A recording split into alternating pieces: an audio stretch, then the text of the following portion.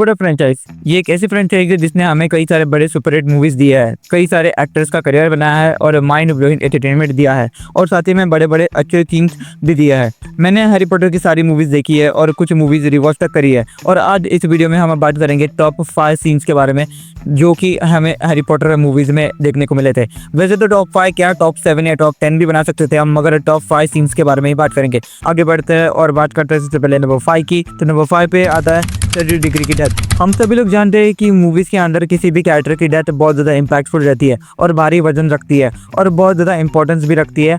और Harry Potter and the goblet of fire में जब सेड्रिक डिग्री की डेथ हुई थी तो वो सीन नोटेबल हो गया था, क्योंकि भाई सेड्रिक डिग्री ने एक ही मूवी में अपना डोमिनेंस बना दिया था और अपना ऑरा क्रिएट कर दिया था, अपना रुतबा बढ़ा दिया था एक ही मूवी के अंदर, वो भी कम टाइम के अंदर। Cedric degree one of the most likeable character था हैरी पॉटर फ्रेंचाइज में, जिसे प्ले किया था रॉबर्ट पैटिंसन ने, जिन्होंने फिनोमिनल एक्टिंग की थी। और सेड्रिक डिग्री की death Harry Potter and the goblet of fire में बहुत बड़ा इवेंट था। साथ ही में और अगर और थोड़ा सा ज़्यादा स्क्रीन टाइम देते सेड्रिक डिग्री के कैरेक्टर को और ज़्यादा थोड़ा सा भाव देते तो उसकी डेथ और ज़्यादा नोटेबल और ज़्यादा इम्पैक्टफुल रहती।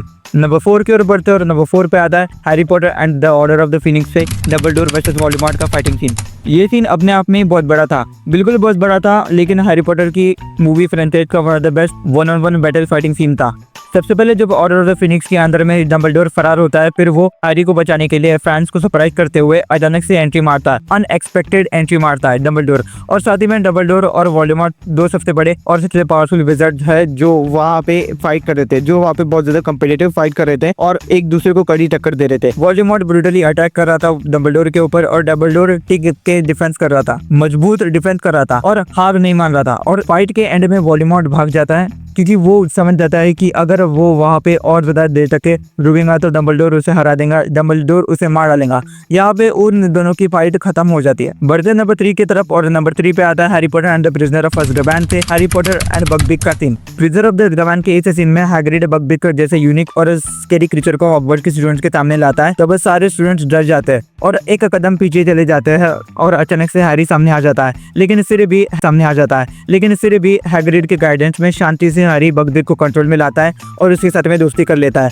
हैरी पॉटर एक ऐसा कैरेक्टर है जिसकी प्रीचर्स के साथ में बहुत ज़्यादा अच्छे तरीके से बनती है और फिर बकबीक को कंट्रोल करना वॉज नॉट ईजी।